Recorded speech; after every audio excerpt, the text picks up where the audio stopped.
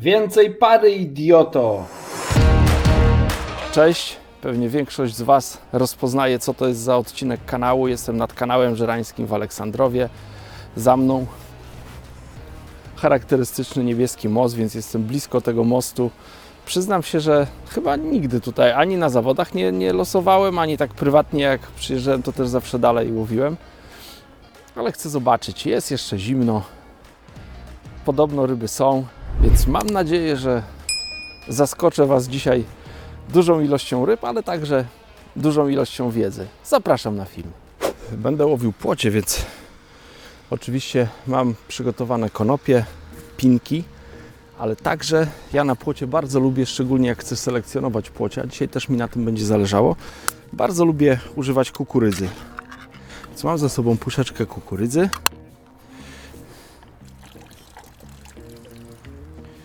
Specjalny pojemniczek taki do krojenia warzyw, do siekania nawet warzyw, ale ja to używam do rozdrabniania kukurydzy, żeby nie podawać takich całych ziaren, żeby ryby się szybko nie najadły, tylko mniejsze porcje.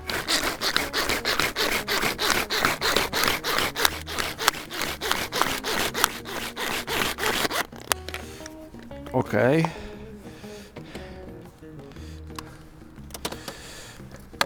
Takie coś do pudełka. Jestem odgrodzony tutaj parasolem, ale pada deszcz. Normalnie mi ten deszcz nie przeszkadza. Jak widzicie, nie mam na sobie przeciwdeszczowej kurtki, bo mi było bardzo gorąco. Ale chronię zanętę i robaki. Pinki, gdyby dostały trochę wilgoci, to od razu by uciekły z pudełka. Więc je osłaniam. Zanęta, jak będzie przemoczona, to też nie będzie nic warta.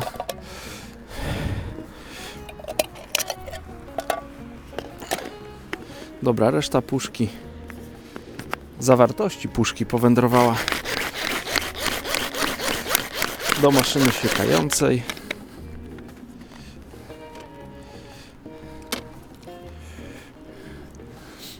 I taką pulpę będę dodawał do zanęty. Zobaczcie, nad kanałem często tutaj nas odwiedzają łabądki. Nie wiem, może mnie zna, ja to ich nie poznaję. A zobaczcie, one nawet z ręki potrafią jeść.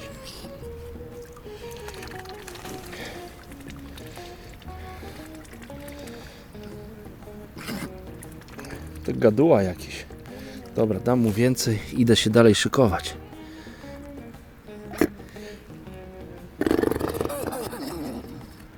No dobra, jeszcze przetłumaczę to w języku łabędzim. Dziękuję Panu. To masz, jak tak ładnie podziękowałeś, to masz jeszcze. Ojeju, ale bez palca.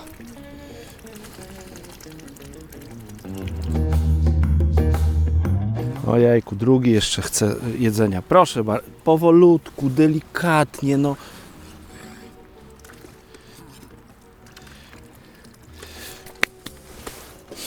Dobra, czas się zająć wędkowaniem. Ustawiłem sobie stanowisko. Skryłem przynęty pod parasolem, żeby nie zmokły. Muszę wygruntować łowisko. Myślę, że ryb o tej porze będzie bardzo dużo. Skubaniec zgadza się ze mną. Będzie bardzo dużo, więc będę chciał łowić blisko, powiedzmy, w takiej odległości, jak się łowi na tyczkę, czyli koło 13-14 metrów. Tutaj mam po ostatnich zawodach zaklipowane na 18 metr, więc pójdę trochę na leniucha, na początku przynajmniej. Zarzucę do klipsa. Jeśli zrobię, myślę, z 5 obrotów, to będę właśnie w odległości tyczki. Raz, 2, 3, 4, 5. Plecionka za klips. Zobaczę, czy na dnie nie ma jakichś śmieci, resztek roślin, które by skrywały przynętę i w których ryby chyba nie lubią żerować. Jak będzie ok, to tak będę łowił. Ciężarek gładko przechodzi po dnie, więc myślę, że to będzie moja odległość łowienia. O, chociaż złapałem jakąś trawkę. Jeszcze raz zarzucę, zobaczę. To raczej nie jest trawka z powierzchni, tak mi się wydaje. Być może będę musiał troszkę uciec z tego miejsca, troszkę bliżej, troszkę dalej spróbować. Dobra, wygląda ok. Mam przygotowane kijki. Sprawdzę, jaka to jest odległość i będę łowił, bo już się nie mogę doczekać. Wybrałem odległość 15 metrów. Tam to dno jest gładkie, nie ma żadnych roślin, nie wyczułem nic, żebym o coś zaczepiał na dnie. Wszystkie wędki, które rozłożyłem, 2 wędki do łowienia, 1 wędkę do nęcenia, odmierzę teraz na kijkach i ustawię 15 metrów.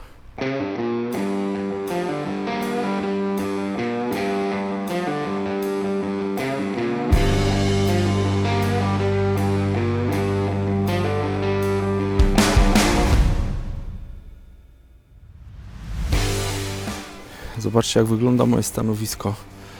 Pogoda jest jaka jest. Jest zimno, pada deszcz, ale ryby są, więc przyjechałem, żeby może coś połowić i coś nagrać. Dlatego jestem skryty pod parasolką. Pinki, konopie, blendowana kukurydza. Mam też jokersa, ale zamierzam go nie używać. I mam też zanętę. Jak widzicie, ta zanęta wcale nie jest jakaś ciemna. Zwykła, w naturalnym kolorze zanęta, którą rozrobiłem taką blendowaną kukurydzą oraz dodałem takiego mleczka z konopi, czyli ugotowałem konopie, część konopi tutaj wziąłem do łowienia, a ten sos, który został i resztę konopi zmieliłem na takie mleczko i tym nawilżyłem zanętę. Po drugiej stronie też mam boczną półkę z parawanem, osłaniam przynęty, bo tu mam przynęty haczykowe i takie akcesoria, które potrzebuję do wędkowania. Mam ze sobą miarkę długą. Jakby udało mi się złowić jakąś rekordową płoć, to przyłożę i zmierzę tą płoć. Mam ochotkę, tak w razie czego została mi z zawodów, ale zamierzam jej nie używać. Białe robaki i kolorowe pinki na haczyk. To są wszystkie przynęty, na które zamierzam dzisiaj łowić. No i oprócz tego jest pojemniczek z koszyczkami, którymi dzisiaj będę łowił. No i wiadomo, wypychacz także pod ręką.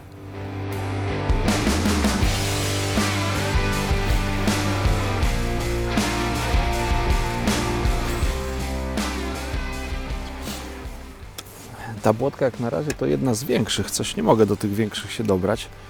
Brania teraz są dosyć częste, ale biorą ryby, powiedziałbym, poniżej oczekiwań.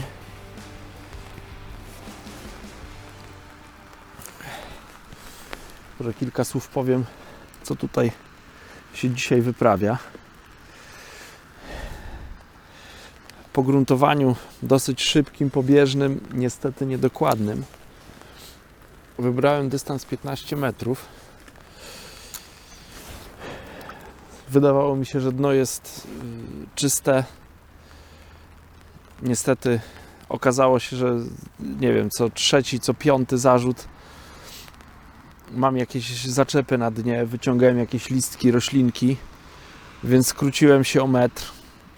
Po prostu zrobiłem jeden obrót kołowrotka. Złowiłem też jakąś rybę, ale też się okazało za chwilę, że też wyciągnąłem jakiś śmieć. Ostatnio tutaj bardzo dużo po powierzchni śmieci, bo jakiś traw pływało i przypuszczam, że one gdzieś musiały zatonąć i być może na środku kanału. To pewnie było uzależnione od wiatru, który wtedy był. Więc teraz się przesunąłem jeszcze bliżej brzegu i teraz według moich obliczeń jestem około, nie wiem, 12 metrów od brzegu. Nawet nie mierzyłem tego na kijkach.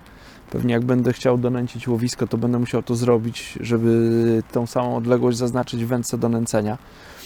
Ale na razie tutaj wydaje się, że to dno jest czyste. Złowiłem jakieś ryby, raz też zahaczyłem jakiś śmieć, ale jest zdecydowanie lepiej niż tam dalej. Chociaż ryby nie są jakieś wielkie, ale dobry taki trening takiego technicznego, szybkościowego łowienia ryb, on gdzieś tam kiedyś w przyszłości zaprocentuje. Dlatego staram się do tego, nazywam to treningu, podejść bardzo sumiennie i przełowić uczciwie 5 godzin. W tym czasie oczywiście nagrywam, więc trochę się rozpraszam, ale będę starał się czytać to, co mi tutaj te ryby chcą przekazać. Na razie musiałem walczyć z przeciwnościami losu w postaci tych śmieci na dnie. Wydaje się, że tutaj sytuacja jest opanowana. Zobaczymy, jak będzie z rybami.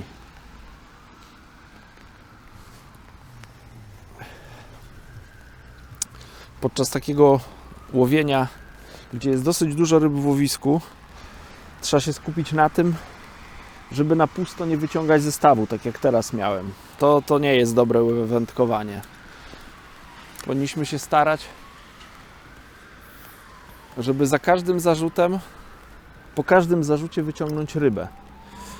Oczywiście to dotyczy takiego zawodniczego łowienia, gdzie mamy...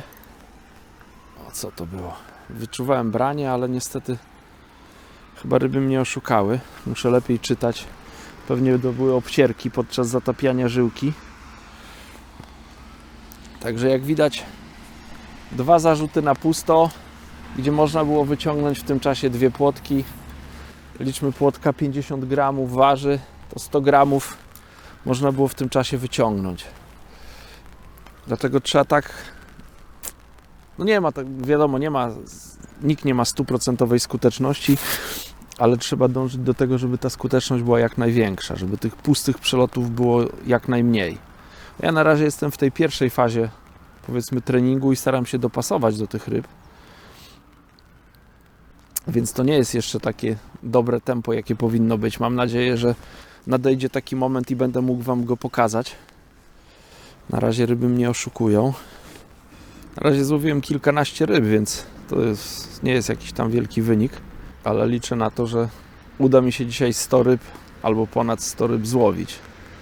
Co jest wielce prawdopodobne w 5 godzin łowienia. No tym razem nie wrócę na pusto, chociaż ta ryba tak brała na raty, muszę przyznać. A no, dlatego krąpik. Zakładałem białego robaka. Teraz spróbuję do tego białego dołożyć ochotkę. Być może to troszkę te ryby tak zachęci, żeby pewnie połknąć moją przynętę. Teraz to sprawdzę. No to branie nastąpiło dosyć szybko i było dużo bardziej pewne jak te poprzednie, więc spróbuję dokładać tą ochotkę. Jest płoć. Zobaczę, czy ryby będą brały takiego już delikatnie nadgryzionego robaka. Nieraz im to w ogóle nie przeszkadza. Dzięki temu nie trzeba tracić czas na wymianę przynęty. Dołożyłem tylko świeżutką, ładną ochotkę.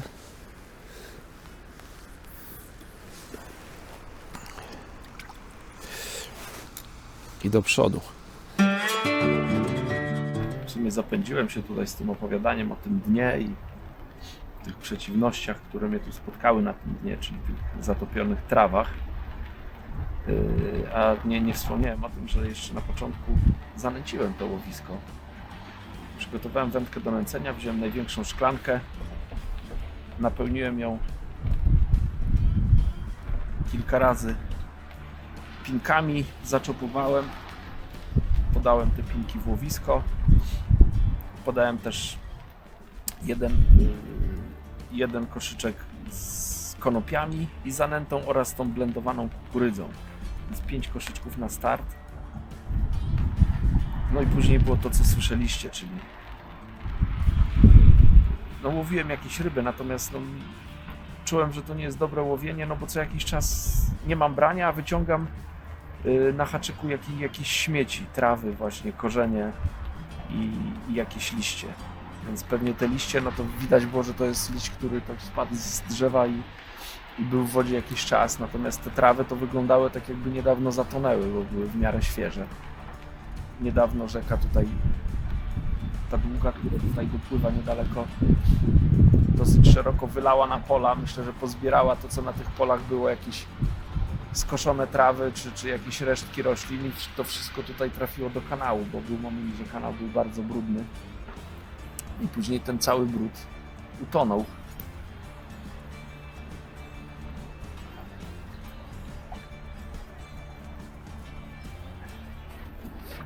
Jest płoteczka, tak nieśmiało mi tutaj sygnalizowała swoją obecność. Przygotowuję sobie miks taki do łowienia teraz, żebym miał na jakiś czas. Zobaczcie, wsypałem tutaj zanęty konopie, tą blendowaną kukurydzę oraz pinki i tym będę napełniał koszyczek.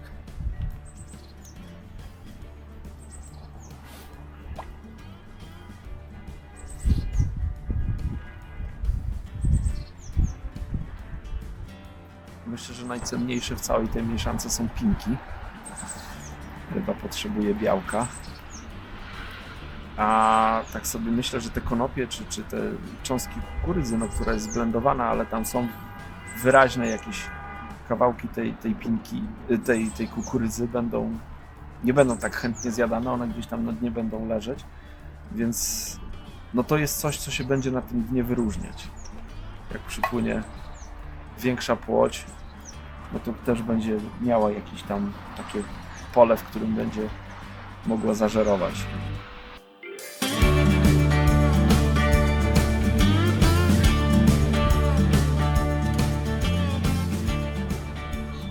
Trochę ciszy się w łowisku zrobiło, zastanawiałem się, co to jest, że nagle płotki przestały brać, a tu do pinek przyszedł pan leszcz. Na zawodach jak najbardziej pożądana ryba.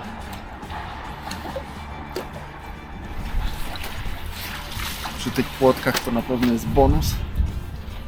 Taki tradycyjny żerański leszczyk.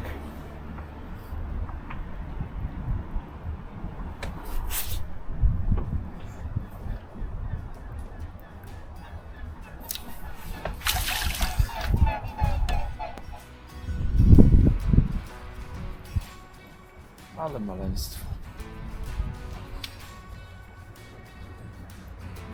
Bo są i takie rybale. To jest to, co mówiłem na starcie. Ważne, żeby łowić regularnie. Za każdym razem wyciągać rybę, żeby nie było takiego wędkowania, niestety, jaki ja teraz mam. Czyli na razie jeszcze nie mam dobrego tempa, że zdarzają się momenty, że 2-3 razy z rzędu na pusto zarzucam. No podczas zawodów to na pewno nie byłoby dobre wędkowanie. Ja na razie nie jestem z tego swojego wędkowania zadowolony. No ale nic, cały czas próbuję się do ryb dopasować. Całe szczęście to nie są zawody. Tutaj jedynie to, że popełniam jakieś błędy, no to kary w postaci słabego wyniku na zawodach nie będzie. Ale z tych błędów muszę jakieś wyciągnąć wnioski. Mam jakieś pierwsze wnioski, podzielę się z Wami po wędkowaniu. Zobaczymy, czy rzeczywiście są prawidłowe. Droga do dobrych startów w zawodach prowadzi także przez jakieś tam trudne treningi, jakieś takie wędkowanie, gdzie no nie jesteście z siebie zadowoleni. No ale z tego trzeba wyciągać też wnioski. Te wnioski często są bardzo budujące na przyszłość i dają coś dobrego w przyszłości, jakiś dobry owoc. Także ja się tym nie zrażam. Oczywiście jest to w tym momencie irytujące, ale zdaję sobie sprawę, że te spostrzeżenia, które będę miał z dzisiejszego łowienia, no to gdzieś tam zaprocentują podczas następnej wyprawy.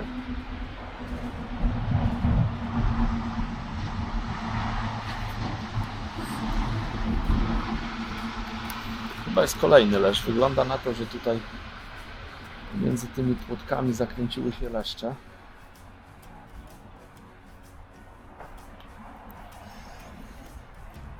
Liczyłem co prawda na bonusy w postaci dużych płoci, no ale jak będą brały leszczyki, to też nie będę płakał, bo hol ich też jest przyjemny.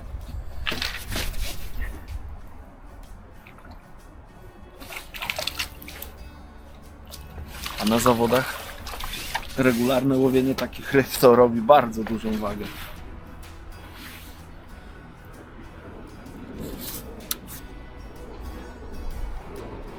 Co ciekawe, jest luty i to początek lutego.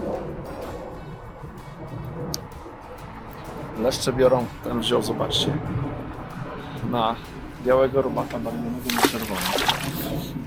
Do zanęty jeszcze nie dodałem ani jednego jokersika, więc nęcę tym, co wspomniałem. Z żywych przynęt mam tylko i wyłącznie pinki. A te leszcze w to przychodzą i żerują.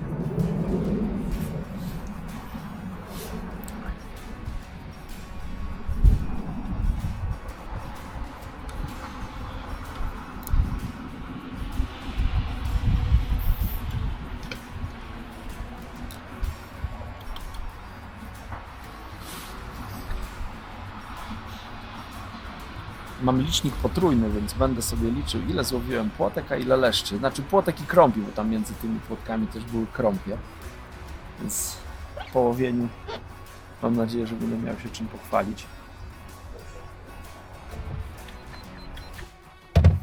Wracając z zestawem. Teraz jak na razie to wędkowanie jest dobre, bo udaje mi się zaciąć każde branie. I tak trzeba trzymać. Trzeba się starać, żeby podczas zawodów takich właśnie okresów było jak najwięcej. Zdaję sobie sprawę, że rzadko jest tak, że nam się uda wszystko w 100%. To naprawdę są wyjątkowe dni, jak się wszystko udaje.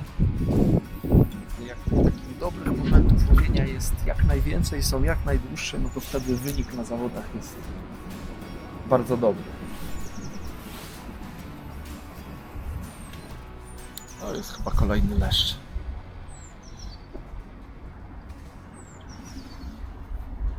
Także te leszcze kręcą się pomiędzy tymi płotkami. To nie jest tak, że nie, to chyba krąb będzie. Dosyć szeroka ryba, natomiast no, mniejsza od leszcza. Może leszczyk z tych mniejszych.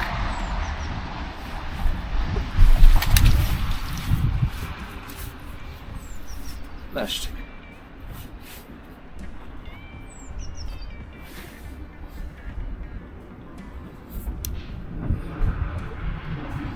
Tak wygląda mój koszyczek. Mam nadzieję, że to widać. Przynęt troszkę jest w tym koszyczku, może nie ma szaleństwa jakiegoś dużego, ale przynęty są widoczne. Zarówno te konopie, kukurydza, jak i oczywiście pinki, które według mnie są tutaj kluczowe.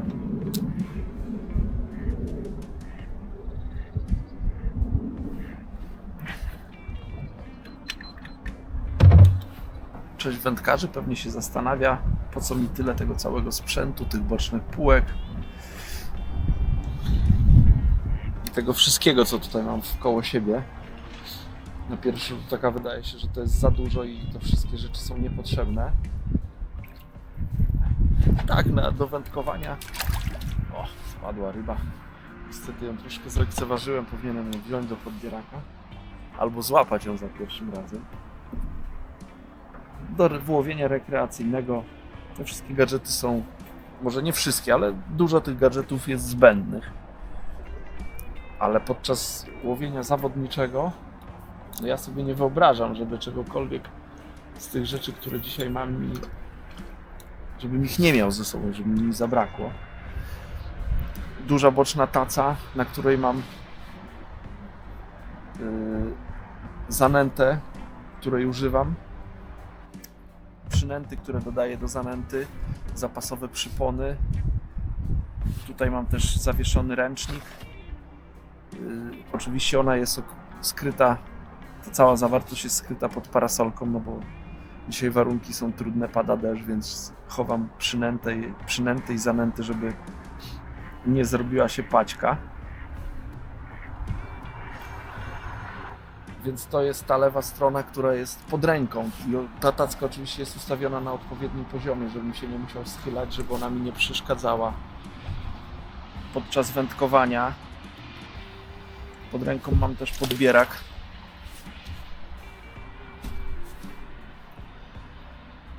Federarm szeroki, po którym mogę przesuwać wędzisko. Po drugiej stronie jest półka boczna z parawanem, w której na której zazwyczaj trzymam przynęty haczykowe, telefon, jakieś akcesoria, wypychacz, zapasowe koszyczki. Do tego mi służy ta druga półka. Od jakiegoś czasu też, szczególnie jak łowię na feeder, to montuję taką półeczkę na tyle i blisko ziemi. Być może bez tej półki bym się obszedł na zawodach, ale ona jest, montaż jej trwa bardzo krótko, nie jest bardzo trudna w transporcie, więc bardzo też ją lubię i tam przeważnie przechowuję takie rzeczy, które nie są niezbędne, ale też, które lubię mieć pod ręką, czyli jakiś termos w tym wypadku z gorącą herbatą, termos z kawą. Jak mam dużo na przykład zapasowych przyponów, to też często właśnie tam je odkładam. Także to są elementy, na które zwracam uwagę. Wszystko mam pod ręką, dzięki temu nie muszę się odwracać, schodzić z kosza, kręcić, podnosić, kucać. To wszystko, co potrzebuję do skutecznego wędkowania, jest w zasięgu ręki. Ustawiając stanowisko też zwróciłem uwagę, żeby mi nic dookoła nie przeszkadzało. Tu na kanale trafiają się takie wcięcia między tymi krzakami, które tutaj rosną. Dosyć szerokie, więc rozkładanie jest wygodne. Ostatnio na zawodach miałem bardzo wąską wcinkę z gałęziami nad głową, więc no to wędkowanie było dosyć utrudnione, ale dzisiaj jest w miarę, to nie jest może najszersze miejsce, ale w miarę komfortowe, nie mogę narzekać. Więc ustawiłem stanowisko w ten sposób, żeby po tej stronie mieć wygodne miejsce, żeby wysunąć tutaj wędzisko, żeby mi to wędzisko, szczytówka nie zawadzała o żadne rośliny. Z tej strony znowu trochę odsunąłem się też od tych roślin, żeby wędki zapasowe, które tutaj mam na boku, żeby one też nie zahaczały o krzaki, które znajdują się po prawej stronie stanowiska.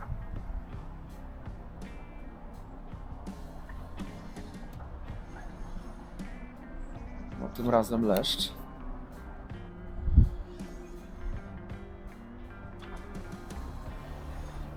Och, co to była za ryba? Nie wiem, czy to była ryba, która się jakoś zawinęła, ale zeszła niestety.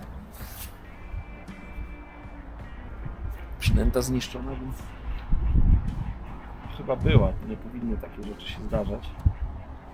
Ale niestety się zdarzają każdemu. Trochę tutaj pozmieniać swoje to wędkowanie, bo nie do końca jestem z niego zadowolony. To jeszcze nie jest ten moment. Zmieniłem wędzisko. Poprzednio łowiłem 3-metrowym kijem Supera X, ale ze szczytówką 1-uncjową. Uznałem, że skoro ma być takie łowienie w tempo, to wcale ta delikatna szczytówka nie będzie bardzo potrzebna. Nie będę musiał wtedy obchodzić się z tą wędką jak z jajeczkiem. No ale to wędkowanie to nie jest takie typowo szybkościowe. Te ryby, pomimo tego, że wydaje się, że jest ich trochę w kanale, to chyba po ostatnich zawodach troszkę się najadły. Poza tym mam wrażenie, że ciągle jakieś tutaj fronty przechodzą i też te ryby jakoś super nie żerują. Wziąłem więc drugą wędkę, dokładnie taką samą, Supera X 3-metrowa do 30 gramów, ale ze szczytówką półuncjową, już delikatna szczytówka, która mi dużo lepiej wskazuje brania. Mam nadzieję, że to pozwoli mi być bardziej skuteczny. Się zastanawiam, czy nie muszę trochę donęcić tego łowiska, bo zacząłem na tym 15 metrze, tam zanęciłem, a tutaj tak jakby przeszedłem na ten bliższy dystans bez znęcenia i to łowienie jest takie, nie wiem jak to nazwać, no nie ma takiej regularności, nie czuję, że te ryby tak się ustawiły w tym łowisku i mogę je regularnie w sposób taki przewidywalny odławiać. Złowię parę rybek, następuje przerwa, tak jakby coś tym rybom nie pasowały. Wolałbym, żeby one się ustawiły i żerowały i żeby to moje wędkowanie było bardzo takie systematyczne i równomierne. Nie lubię takiego rwanego wędkowania. Ale poświęciłem teraz właśnie czas na dostosowanie długości tych dwóch pozostałych wędek, tą co łowię teraz i wędki do nęcenia już na te 12 metrów, więc jest następna rybka.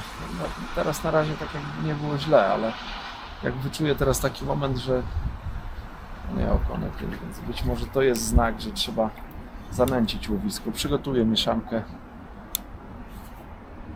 Podam być może z 5 szklaneczek, tak żeby tam te rybki nie przychodziły tylko do tego, co podaję w koszyczku, tylko żeby tam stworzyć taki, powiedzmy, jak to się mówi w języku słowikowców, dywan, na którym będą mogły sobie żerować. Chyba mogę powiedzieć, że zrobię drugie nęcenie wstępne. Z tamtego nie jestem zadowolony i ze swojego wędkowania jak na razie nie jestem zadowolony. Przygotowałem troszkę zanęty. Zobaczcie, w misce tutaj dodałem do tego pinek, przeprosiłem się z jokersem, tego jokersa też dodałem, do domu tego nie będę zabierał. Oprócz tego jest tam blendowana kukurydza i konopie. Nie wiem ile z tego szklanek wyjdzie, zobaczę, pewnie to z 6 szklanek będzie.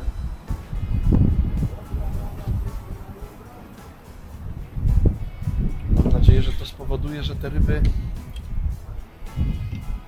jakoś tam się dobrze ustawią, zachowam taką regularność podczas wędkowania. Czyli będę zarzucał, czekał na branie, będzie branie i będę skutecznie zacinał i wyciągał ryby. To nie będzie takie łowienie ryb z doskoku, które wpadną i za chwilę wypadają z łowiska.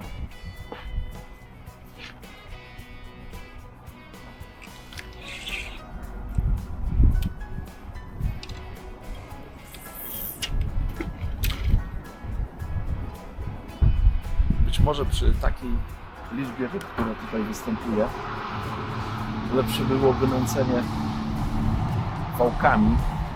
Dzięki temu przynęty, które podaję, nie byłyby tak łatwo dostępne, tylko ryby musiałyby się troszkę namęczyć i troszkę poczekać, jak te wałki puszczą. Ale zdecydowałem się na taki wariant, zobaczymy. To był ostatni wałek, tu już jest za mała porcja, żeby napełnić koszyczek. Także tak za tą mieszanką teraz, co pozostała, będę wkładał do koszyczka i będę łowił.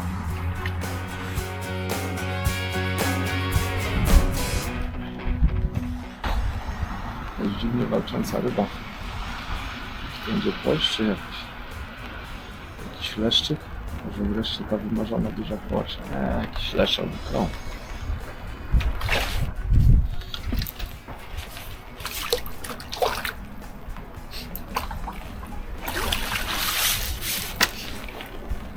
Czyli taka typowa ryba tutaj z Aleksandrowa.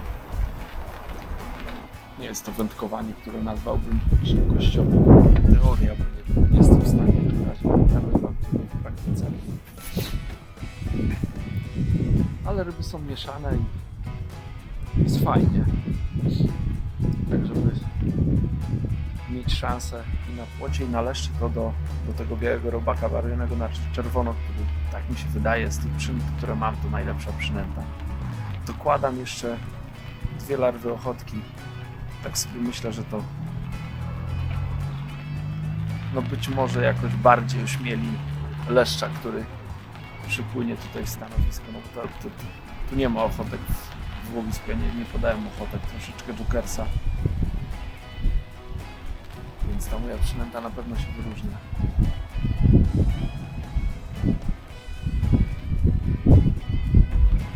Przyjechałem z zamiarem zaprezentowania łowienia dużych łoci. Jak na razie ta moja strategia nie działa, więc być może powinienem się skupić na tym, żeby jak najwięcej mieć przyłowów w postaci leszczy. Tak podchodzę trochę zawodniczo do tego wędkowania. Wiadomo, taki lecz więcej waży niż te płotki, które tutaj najczęściej biorą. Dlatego stąd ten jokers, który poszedł do tej zanęty. Nie mam ze sobą gliny, więc łowię zanętą. Stąd ta ochotka na haczyku. A jak będzie, to zobaczymy. Chciałem jakieś swoje wnioski zostawić na koniec, ale może będę się dzielił na bieżąco, bo to pamięć jest ulotna, więc żebym nie zapomniał i czegoś nie pominął, to co zauważyłem. Pokazałem Wam swoją zanętę. Wspomniałem, że zanęta jest w naturalnym kolorze. Tą zanętę tutaj wrzuciłem przy brzegu, to ona bardzo się wyróżnia na dnie. Tworzy bardzo jasną plamę. Z jednej strony wydawało mi się, że w niczym to nie będzie przeszkadzać, żeby łowić duże płocie. Być może nawet lepiej, że taka będzie selektywna, o jest leszcz, czy to będzie taka selektywna zanęta, która spowoduje, że te małe płotki jakoś tutaj nie będą chętnie przybywać w tym moim stanowisku i chyba to się dzieje niestety. Natomiast te duże przypłyną. Jak się okazuje, tych dużych płoci nie wiem, czy nie ma w tym rejonie, czy ja ich nie potrafię skusić i złowić. Przypuszczam, że raczej to pierwsze. Więc nie pomogłem sobie, jeśli chodzi o te mniejsze płocie. A nie ma to znaczenia przy dużych płociach, albo być może to jest na tyle jasne, że te duże płocie dlatego właśnie omijają moje stanowisko, bo jest jasna plama, nienaturalne miejsce na dnie i im się to nie podoba. Więc taki wniosek jest, że na następne wędkowanie na pewno bym przygotował zanętę w jakimś ciemniejszym kolorze, czarnym, brązowym, jakimś popielatym, takim, która na dnie nie stworzy jasnej plamy.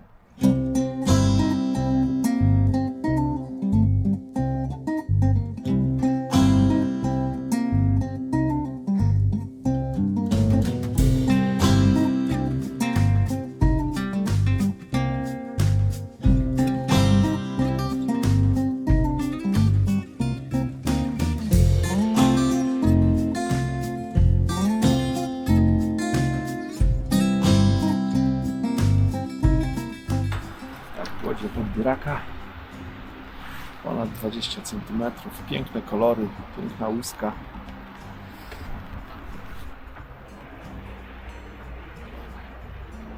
To było gwałtowne branie, jak letnie można powiedzieć, kija chciało zabrać. Ciekawe, co to będzie za ryba. Chodź.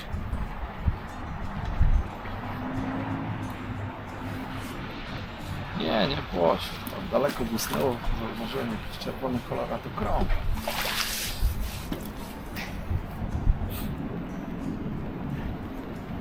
Taki krąpik. Więc widać to domęcenie, które zrobiłem, pomogło. Wydawać by się mogło, że te brania były w miarę częste. Tak jak wspomniałem, brakowało mi takiej regularności, brakowało mi tego, żeby te ryby jakoś tak się lepiej ustawiły w stanowisku. No i po tym nęceniu mam wrażenie, że osiągnąłem to, co chciałem osiągnąć. To, co wspomniałem wcześniej. Zarzucam zestaw, czekam na branie, następuje branie. Mam skuteczne zacięcia. No i holuję rybę. Za każdym razem wracam z rybą.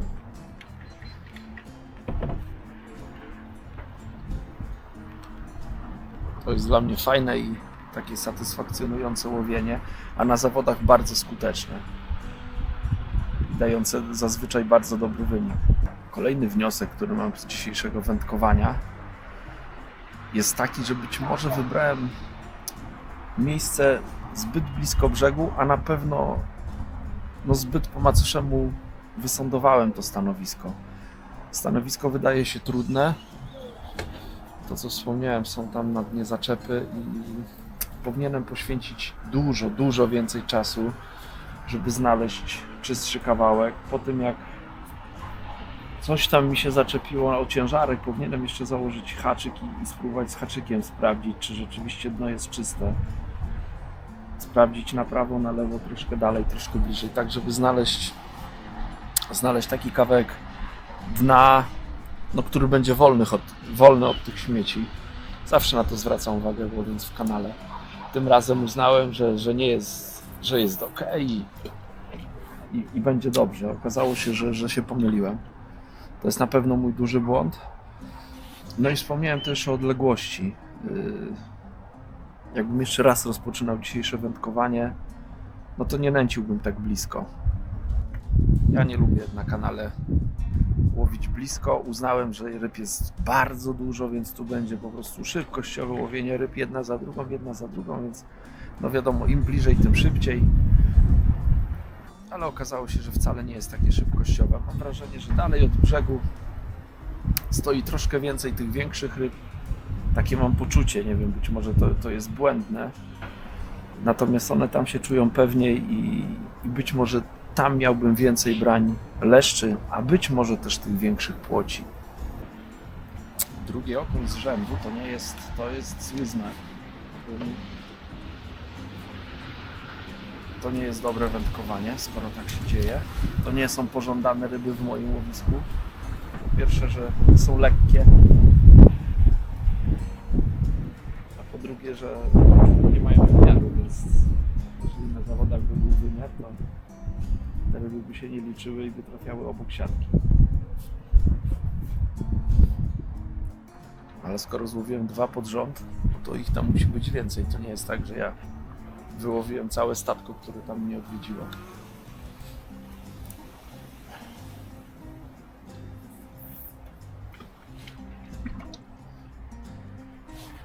Być może muszę troszkę bardziej ofensywnie zagrać przynętami, żeby zachęcić leszcze i płocie do tego, żeby ustawiły się ponownie w tym stanowisku. Za to właśnie lubię łowienie na feeder, że to jest taka za każdym razem łamigłówka. Nie nudzę się nad wodą, tylko cały czas staram się analizować to, co się dzieje, to, co wrzucam do wody, jaki sygnał dostaję od ryb.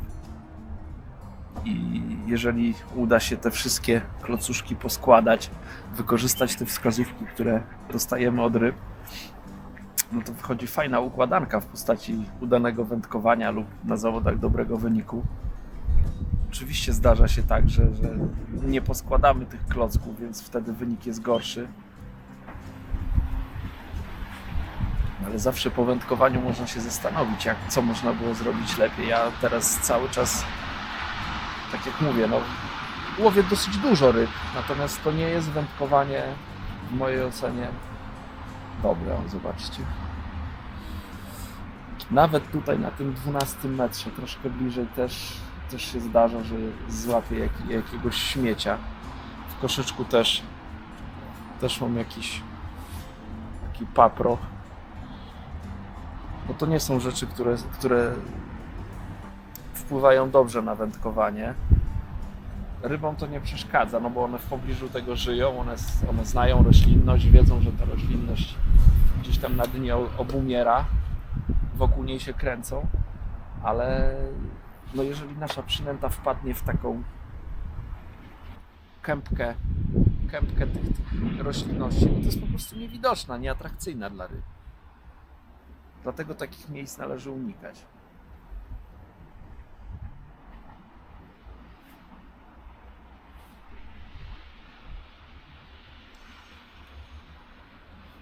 No, co tam po tych okoniach?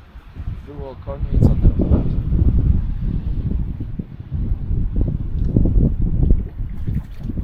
Łódź ładna. No już taka przyjemna, jakby były takie i większe, to by było super. Na to liczyłem, ale jak na razie mi się to nie sprawdzi.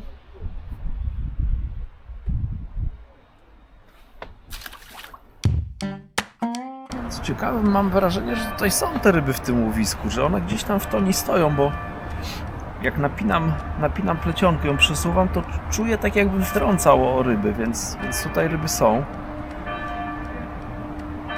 Ale być może to, co się dzieje w pogodzie, to tak nie do końca im się chce bardzo intensywnie żerować, więc co jakiś czas tam do tego dna schodzą po przynętę. A być może przez to, co powiedziałem, że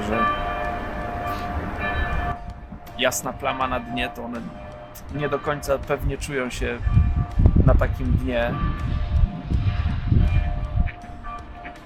Wygląda to nienaturalnie, więc sobie tam tak żerują bez pewności, bez przekonania.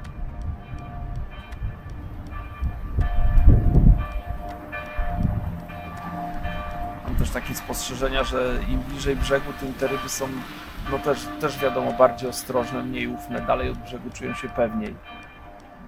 Tam mniejszy hałas do nich dociera. Wspominałem o tym wcześniej, że chyba przy takiej ilości ryb lepsze by były wałki. Więc zrobię te wałki. Nawet chyba zaraz pójdę po klej, dokleję trochę, zobaczę. Nie wiem, czy to są bentonit wziąłem. Na pewno mam lianta, więc troszkę skleję te wałki, żeby trochę dłużej na tym dnie poleżały. Może to troszkę spowoduje, że te ryby na dłużej tak zagoszczą tutaj w tym stanowisku. Mam ze sobą liant, więc troszkę wzmocnię te kule. Ryby tak łatwo nie wyjedzą tych przynęt. Jakoś przesadnie też nie staram się celnie tych wałków podawać. Zdaję sobie sprawę, że może to dosyć dużo ryb wpłynąć, żeby troszkę miejsca tam miały. Oczywiście nie rozrzucam, nie wiem, ich na paru metrach kwadratowych, ale jeżeli jeden wałek wpadnie tam, nie wiem, pół metra czy 30 cm jeden od drugiego, no to jakoś tam się tym bardzo nie przejmuję.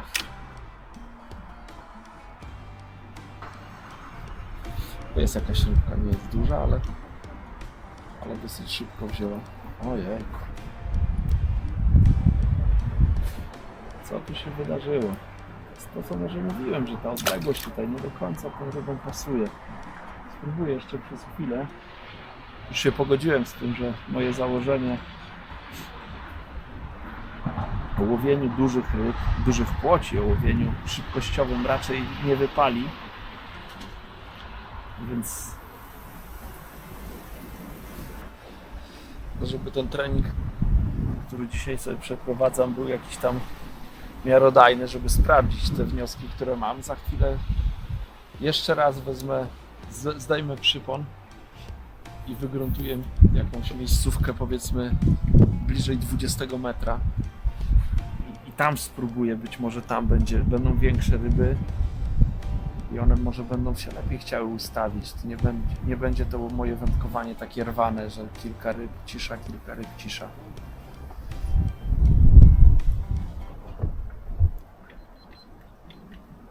Tak jak wspomniałem, ja zazwyczaj nie łowię tak blisko na kanale, unikam takiego, nie mogę powiedzieć unikam, no bo zdarza mi się też tak łowić na zawodach, jak jest rzeczywiście sytuacja tego wymaga, ale zazwyczaj łowię dalej. Wybieram miejsca bliżej 20 metra.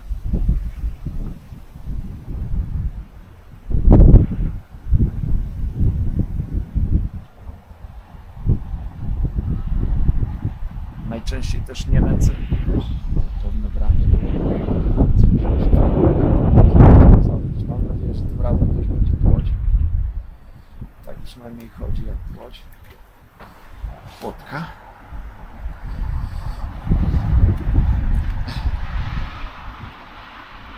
Piękna rybka. Nieduża, ale ładna. I bardzo waleczna. Tym razem ładny pasiak. Już ten to na pewno by trafił do siatki nawet na zawodach. O, chyba mi okonie tu dopadły. Coś tak czuję. No to chyba znak jest, żeby uciec z tego miejsca, bo to spróbuję jeszcze przez chwilę, parę minut im dam i uciekam. Zrobię trzecie wstępne nęce, no a co?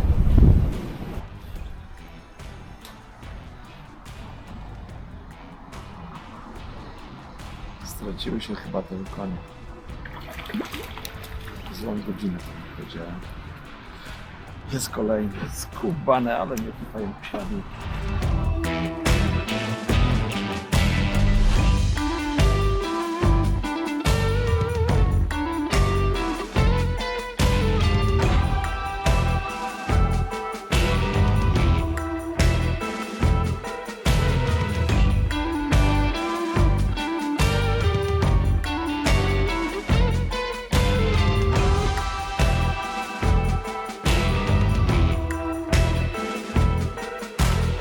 Zmieniłem dystans łowienia, tak jak wspomniałem. 19 metrów od brzegu tym razem. Ale to nie jest to, na co liczyłem i na czego oczekiwałem. Nie mam tutaj okoni, jednego złowiłem, a tak to mam płotki, jakieś krąpie. No ale nadal szału nie ma, to nie jest to łowienie. Nie wiem, czy to taki dzień. Muszę porozmawiać z innymi wędkarzami, którzy tutaj dzisiaj łowią, bo po ostatnich zawodach wydawało mi się, że w kanale jest dużo ryb, dobrze biorą, natomiast dzisiejszy dzień tego zdecydowanie nie potwierdził.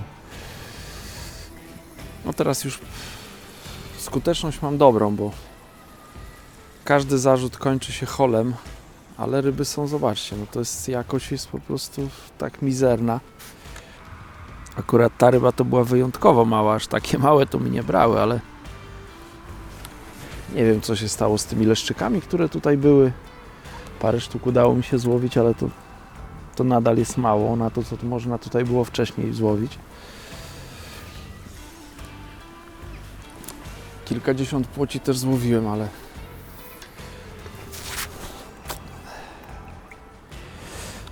ale średnia poniżej oczekiwań. Także nie wiem, co tu się przez te kilka dni zadziało. No jak widzicie, brania są dosyć regularne. No, zarzucam i po chwili coś się dzieje. Holuję rybę.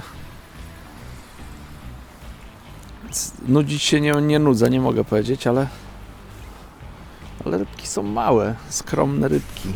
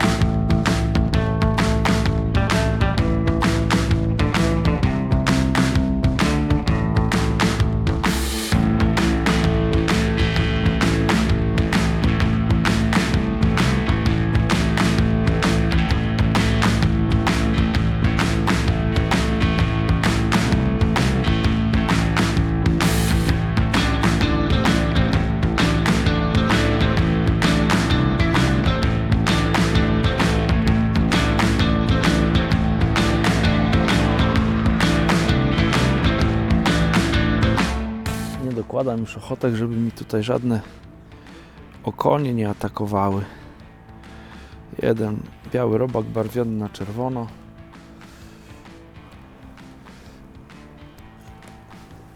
Do koszyczka konopie i pinki.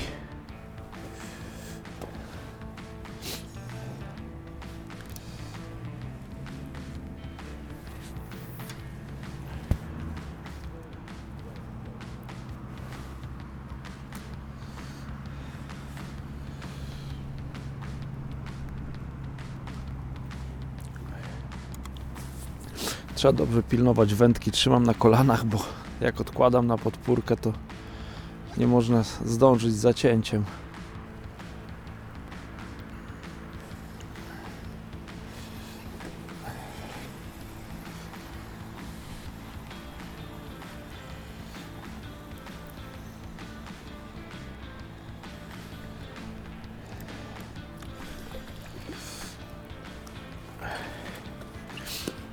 Cały czas te płoteczki się trafiają.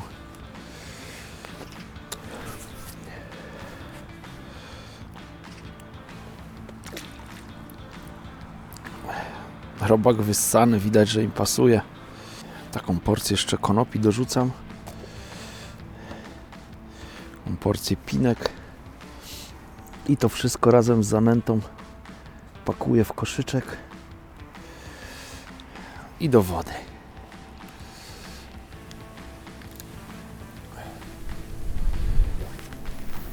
Ojeju, ale podmuch się trafił. Jak widać, cały czas coś się dzieje. Cały czas. Tak miało być, tylko że troszkę bliżej. No i jakość miała być troszkę większa. Jejku, jakie mam zgrabiałe już ręce, nie mogę chwycić żyłki. Zobaczcie, fajnie, pokażę Wam, jak w prosty sposób skorzystać z wypychacza. Napinam żyłkę, robię taki ruch, obwijam tutaj I tutaj trzymam żyłkę i delikatnie wyjmuję rybie haczyk i mogę rybkę wypuścić. No mam wrażenie, że tam dalej rzeczywiście te płocie się czują pewniej. Dlatego wybierając odległość łowienia, zwracam też uwagę na to, czy mogę w sposób regularny łowić ryby.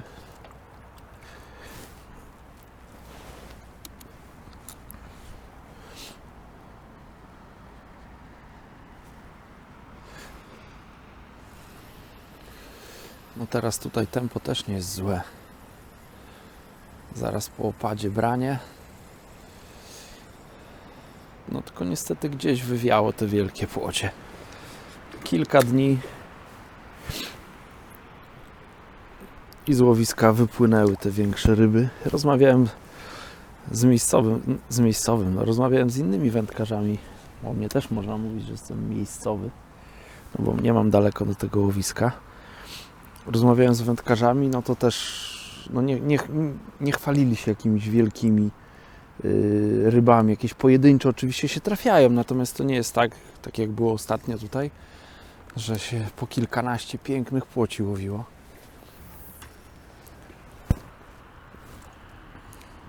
Nie wiem, co się tutaj z nimi stało. Zanęta mi się kończy, więc będę kończył wędkowanie.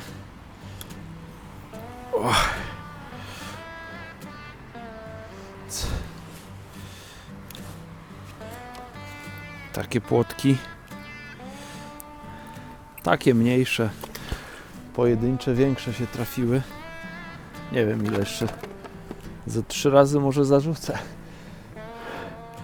Już w pojemniku prawie nic nie mam. Nie wiem, 5 litrów zanęty, albo nawet więcej. 2 kilo zrobiłem tej zanęty, plus te dodatki, to może nawet około 6 litrów było. No i to wszystko zużyłem.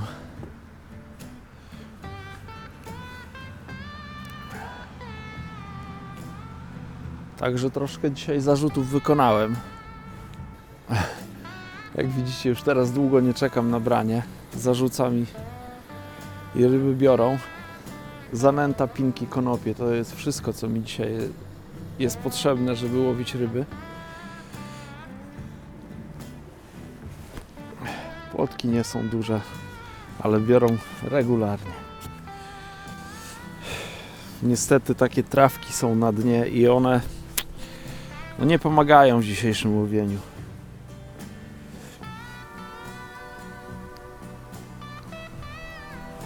Chyba dużo tego brudu, który płynął kanałem, gdzieś tam na dnie został. No dawno mi się tak nie zdarzyło, żebym wykorzystał całą zanętę, co do praktycznie ostatniego kruszka. To już na 1 albo 2 koszyczki mi zostało. Może będę już kończył i podsumowywał, bo to już niewiele czasu mi zostało.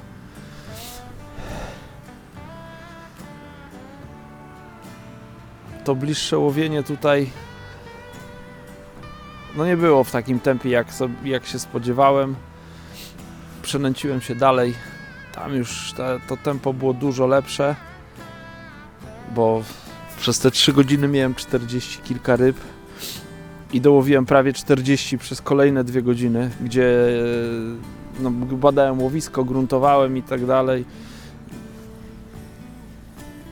W międzyczasie jeszcze przestawiałem jakoś kamerę. Także no to już było dobre tempo. Tam już to tempo było w miarę dobre. Większość ryb to były płocie. Chyba z 1 czy ze 2 okonie się trafiły. A później były płocie. Te płocie się ładnie ustawiły, tak jak lubię. W sposób przewidywalny. Pewnie biorą, zobaczcie. Na branie nie czekam bardzo długo. Od kilku sekund, myślę, że do minuty to maksymalnie. Na haczyku biały robak barwiony na czerwono. Jak dla mnie najlepsza przynęta dzisiaj do koszyka. Zanęta, konopie i pinki. Taki główny grzech mój dzisiaj to myślę, że ta zanęta. Trochę przesadziłem. liczyłem, że jasna zanęta jakoś spowoduje, że będzie więcej tych większych ryb, ale myślę, że te większe ryby, chociaż ich tak za dużo też dzisiaj nie było, ale myślę, że miałbym więcej leszczyków przy ciemniejszej zanęcie. To następnym razem na pewno bym zastosował ciemniejszą zanętę. No i tutaj błąd zrobiłem, bo przy którymś donęceniu dodałem jokersa i te okonie mi weszły w tego jokersa. Teraz łowię bez jokersa i jest super. Widać, że tym płotkom to odpowiada. Nie trzeba ochotki na haczyk zakładać, wystarczy biały robak, pinki, konopie i jest regularne, fajne łowienie płoci.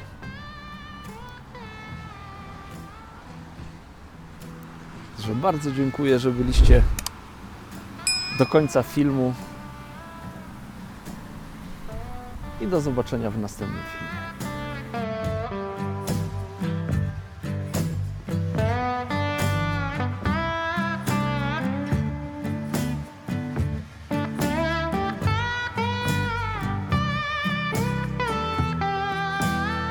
To mi zostało po łowieniu. Tu była resztka zanęty, już później to